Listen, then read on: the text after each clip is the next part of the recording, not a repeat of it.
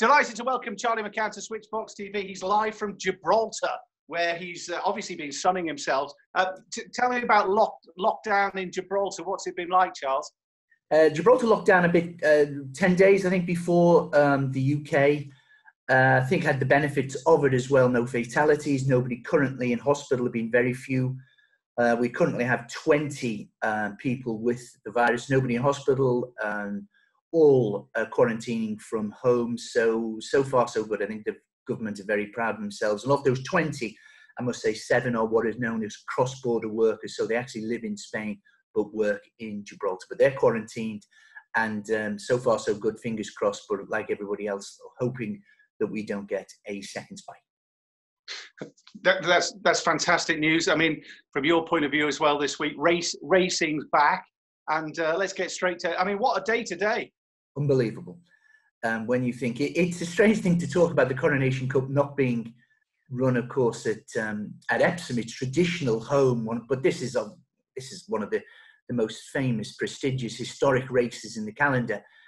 And I think it's a fascinating race today. I think it's much better than last year, and that might be significant because last year's winner, Defoe, lines up, but he's not for me because I think the imponderable here is Gay Rath, the favourite. Will he go too quick? Newmarket is an interesting place, of course, because you've got to go because it's this massive sweeping thing. You've got to go 1.5 miles down to the start, and this guy's like a caged lion. This Gay Rath, he wants to go sort of quick, and Buick's. I mean, I would argue, you see, this horse not only lost himself the arc, he lost the arc for Frankie last year. Frankie thought Gay Rath was a threat, and Frankie went too fast himself in trying to keep tabs with Gay Rath. As a result of that, Volgeese, it was almost like the tortoise and the hare. Volgeese was able to come through, and you in effect sort of picked the pocket of Dettori. Now, will Gay Rath be able? He's the best horse in the race. He's the quickest horse in the race, and that includes, of course, we've got the Stradivarius, of course, a Gold Cup winner. But Gosden, the trainer, is suggesting that this may be a prep for the Gold Cup. He likes to get a prep into him, and he wants to win the Gold Cup again. I think the forgotten horse is the Derby winner, and I think Anthony Van Dyke, Dick's obviously half brother. I think Virgil's, I was thinking.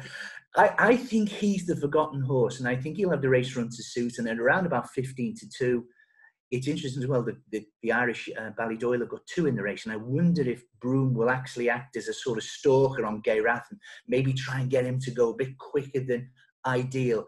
But I've put up Anthony Van Dyke, but it's great to have. It's the first Group 1 race of the season as well in Britain. They've had, of course, the French Guineas over it. Should have been Longchamp, was transferred, and Victor Ludorum was mightily impressive. But it is top-class racing. Make no mistake, all this week has been sort of top-class racing for about Wednesday on, and it's great to have it back. And everybody's, touch wood, everything, the quarantines, the PPE, everything has gone, if not swimmingly, but I think everybody's really pleased with how that side has gone as well. So Anthony Van Dyke, you'd say they go at Lingfield as well with Oaks Derby trials, don't they? Yeah, there's a 9-race card. There's 7 on the Polytrack. Want to note there's a horse called Imperium running there today. Now, I backed this. Imperium, it was 137-2 last night. It's into around about 9-4. I've also had a good word for a horse called Natty Knack, who I hope will make the race for Imperium. He'll go off in front. Now, Imperium, the significance of this is he's trained Imperium by Roger Charlton, and he trains Quadrilateral, the favourite for the 1,000 guineas. Now, it's fair to say that's on Sunday. It's fair to say that Charlton's horses so far this week haven't pulled up very, very few trees.